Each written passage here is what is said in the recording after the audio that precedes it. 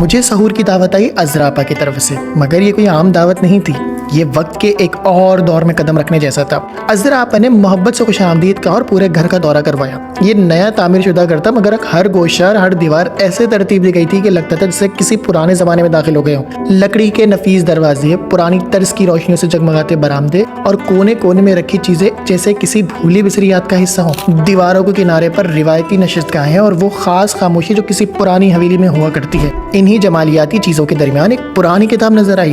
میں نے بے اختیار اٹھا لی، ایک کونے میں دبک کر بیٹھا اور صفحے پلٹنے لگا۔ اتنے میں عذرا آپا میرے لیے لسی لے آئیں، ہاتھ میں خاص دھات کا پرانا گلاس جس کی سطح پر ہلکی سی نمی چمک رہی تھی، جیسے پرانے وقتوں کی سادگی کا مزہ ہو۔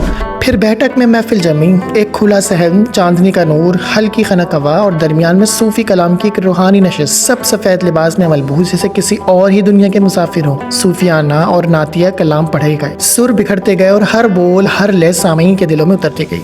حاضرین محفل نے حالات حاضرہ پر گفتگو فرمائی، کہیں حکمت کے دروا ہوتے الفاظ اور کہیں روح کو جھنجھوڑتے۔ پھر دسترخوان سجا، مغلیہ طرز کے برتن، پیتل کے طباق اور بڑے دیگچے جن میں کھانے کی خوشبو وقت کے ساتھ سفر کرتی محسوس ہو رہی تھی۔ گرم نان، ہانڈی کی مہک، گھی میں بسے ذائقے اور وہ شیر خورما جس میں زعفران کی لپٹ اور بادام کی مہک ہر نوالے کو مزید خاص بنا رہی تھی۔ تو میرے لیے تو یہ کوئی عام دعوت نہیں تھی، یہ ایک سفر تھا وقت کے پار، تہذیب کے اس لمحے میں جہاں خوشبو، ساس اور تاریخ آپس میں مل جاتے اور پل ہمیشہ کے لیے دل میں نقش ہو جاتے ہیں۔